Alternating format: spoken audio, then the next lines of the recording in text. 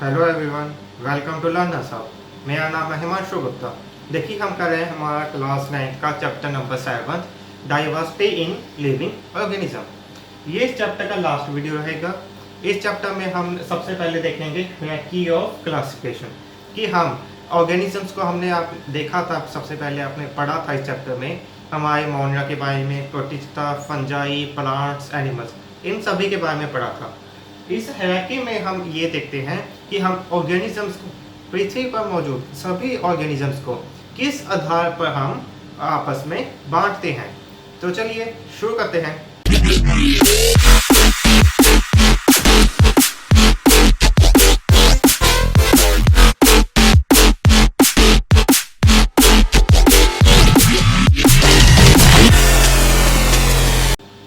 तो चलिए देखिए, हायरार्की ऑफ क्लासिफिकेशन में अगर बात करें तो सबसे पहले आपको पता होगा कि हमारा इस वक्त मौजूद कौन सा किंगडम चल रहा है, 5 किंगडम ऑफ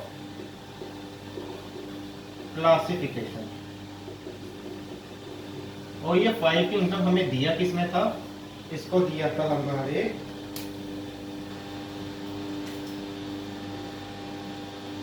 R.H. व्हिटकर ने। दिया। देखिए, हायरार्की ऑफ क्लासिफिकेशन में आपको सबसे ज्यादा इंपॉर्टेंट है याद रखना कि हमारा इस वक्त मौजूदा किंगडम कौन सा है, 5 किंगडम ऑफ क्लासिफिकेशन। किसने दिया था? R.H. व्हिटकर ने। R.H. व्हिटकर ने हमें दिया था हमारा 5 किंगडम ऑफ क्लासिफिकेशन, यानी कि हम सारे के सारे ऑर्गेनिज्म को जो भी हमारी पृथ्वी पर मौजूद है उनको हम 5 कैटेगरीज में रखते हैं। कौन कौन सी 5 कैटेगरीज हैं? हमारे पास 5 क्या है? किंगडम्स। कौन कौन से किंगडम? कौन कौन से हैं?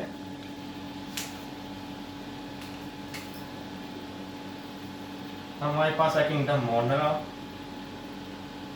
किंगडम है प्रोटिस्टा, किंगडम है फंजाई, किंगडम है प्लांट्स एंड किंगडम है एनिमेलिया। ये तो हम कर चुके हैं, इसके बारे में तो आपको पता ही होगा। जो हमने किया था मोनरा, protista, fungi, Plantae and animalia, ये 5 चीजें क्या है हमारी किंगडम्स। ये इनको हम क्या कहते हैं? Kingdom मोनरा, kingdom protista, kingdom fungi, kingdom Plantae and kingdom animalia. ये 5 हमारी क्या है? 5 किंगडम ऑफ क्लासिफिकेशन। और क्लासिफिकेशन की अगर बात करें कि हम एनिमल्स को किस कैटेगरी में रखते हैं, तो हम रखते हैं इनको, पहले तो आता है किंगडम, फिर आता है हमारे पास फाइलम,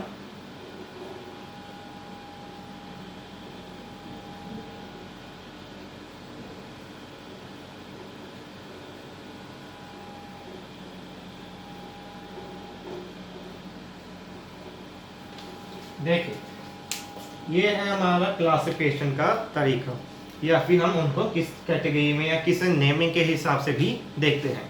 सबसे ऊपर रहता है हमारा किंगडम, जो कि हमने 5 देखे हैं।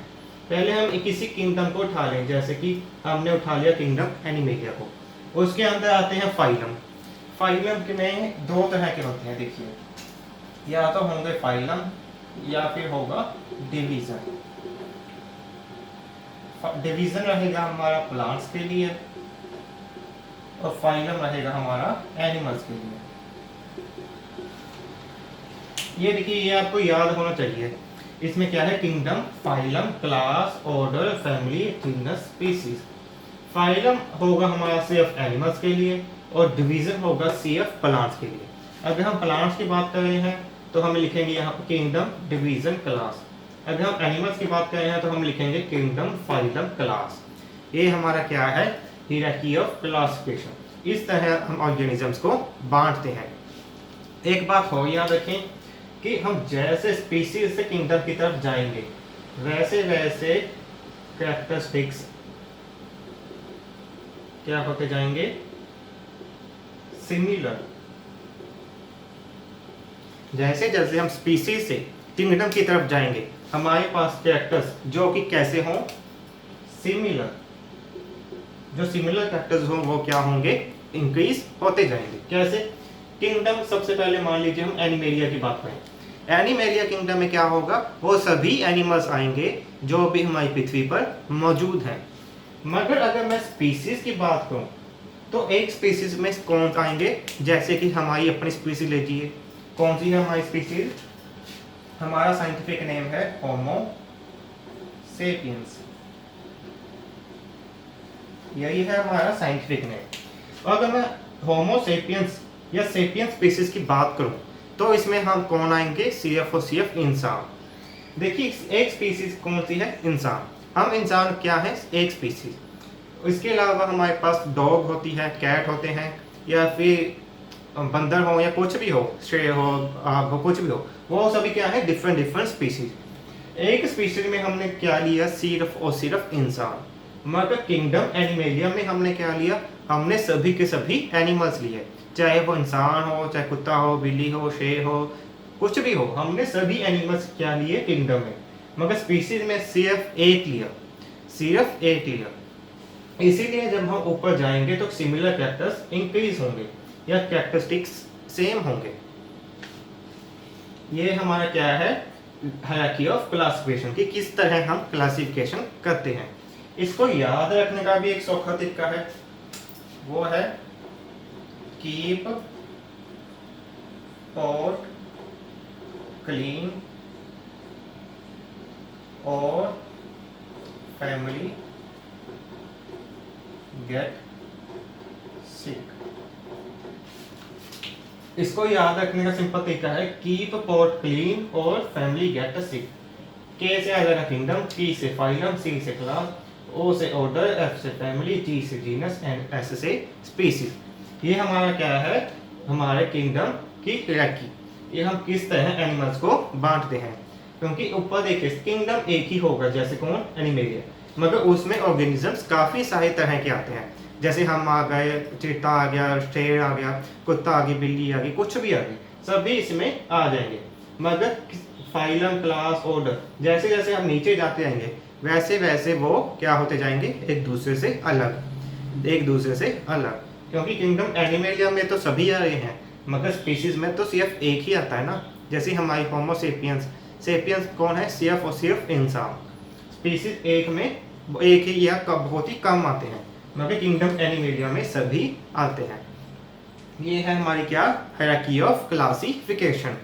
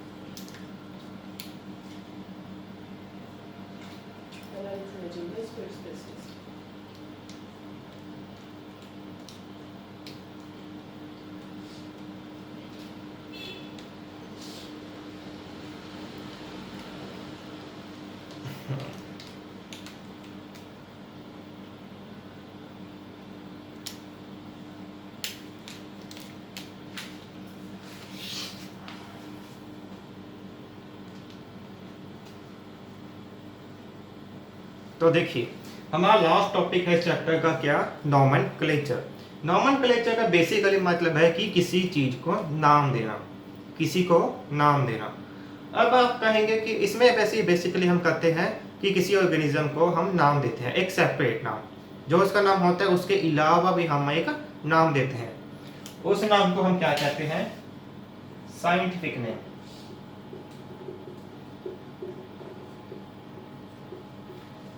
जो हमने नाम इस नोमेनक्लेचर के आधार पर दिया है उस नेम को हम क्या कहते हैं? Scientific name. और ये साइंटिफिक नेम वर्ल्ड में किसी भी जगह आप चले जाए एक ही रहेगा। देखिए, आपको कहेंगे कि किसी ऑर्गेनिज्म को साइंटिफिक नेम देने की जरूरत क्यों पड़ी? क्योंकि ऐसा है, देखिए हमारे पास है एक बर्ड। कौन सा आप एग्जांपल के लिए ले लीजिए? स्पैरो। अब स्पैरो किसका वर्ड है? इंग्लिश का। इंग्लिश में तो हम इसे कह रहे हैं स्पैरो। हिंदी में क्या कहेंगे हम उसे? चिड़िया। देखिए, अब स्पैरो को ले लीजिए। स्पैरो का इंग्लिश में नाम है स्पैरो, हिंदी में नाम है चिड़िया, पंजाबी में क्या है? चिड़ी। ये देख, हिंदी में नाम है चिड़िया, पंजाबी में है चिड़ी और इंग्लिश में क्या है? स्पैरो। इस तरह एक ही चीज के कितने सारे अलग अलग नाम हैं। किसके आधार पर? कि वो कहाँ के, उस इलाके के लोग कैसे हैं, इलाके के हिसाब से उनके अलग अलग नाम हैं। मगर इससे क्या होगा? अगर कोई हिंदी बोलने वाला अगर कोई इंग्लैंड में जाकर कह दे कि वो कितनी सोहनी चिड़िया है, क्या वह इंग्लिश वाला उसे पहचान पाएगा कि उसकी क्या बात कर रहा है? नहीं ना। इसीलिए हमें एक ऐसे नेम की जरूरत पड़ी कि अगर कोई इंसान या कोई भी इंसान, अगर कोई भी किसी दुनिया के किसी भी कोने में जाकर अगर वो उसका नाम ले तो उसको पता हो कि वो क्या कह रहा है। क्यों? क्योंकि साइंटिफिक ने अगर हमने एक ऑर्गेनिज्म को दे दिया तो उसका वही रहेगा, पूरी दुनिया में सेम ही नाम रहेगा। ये क्या थी हमारी एग्जांपल बर्ड्स की।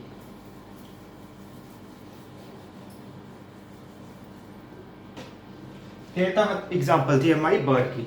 साइंटिफिक नेम की हम अगर बात करें तो इसके लिए भी कुछ रूल्स होते हैं साइंटिफिक नेम को लिखने के लिए।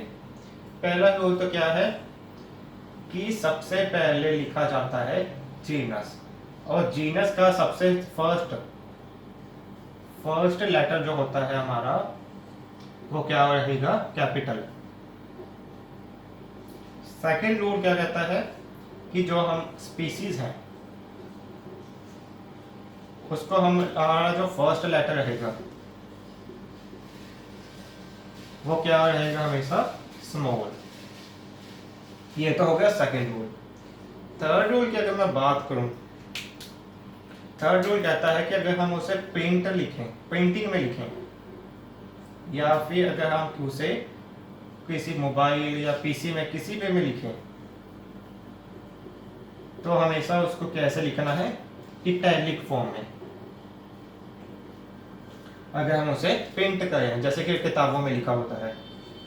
फोर्थ पॉइंट कहता है कि अगर वो हैंड रिटन हो, कि अगर हम खुद वो लिख रहे हो तो हमेशा जीनस एंड स्पीसीज दोनों को अलग अलग अंडरलाइन करना होता है।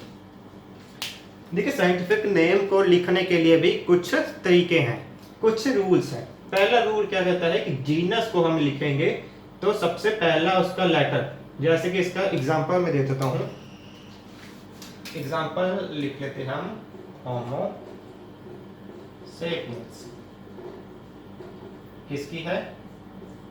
ह्यूमंस की। ये है ह्यूमन का साइंटिफिक नेम होमो सेपियंस। जैसे हम हाइट और ह्यूमन के अलग अलग नाम हैं, वो अगर हम पूरी ह्यूमन कैटेगरी को देखें तो उसका नाम रखा है हमने होमो सेपियंस।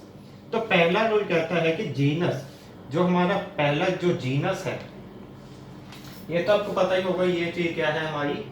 जीनस। और जो सेकंड में हमने लिखा होता है वो क्या होता है? हमारा स्पीसीज। तो फर्स्ट रूल कहता है कि जीनस जो हमारा होमो है इसका पहला लेटर क्या रहेगा? हमेशा कैपिटल। क्या कहता है ये रूल? कि पहला जीनस का पहला लेटर हमेशा क्या रहेगा? कैपिटल। सेकंड रूल कहता है कि स्पीसीज का हमेशा फर्स्ट लेटर या फर्स्ट जो अल्फाबेट है वो क्या रहेगा? स्मॉल। जीनस का हमेशा आपने बड़ा लिखना है पहला अक्षर, और स्पीसीज का छोटा।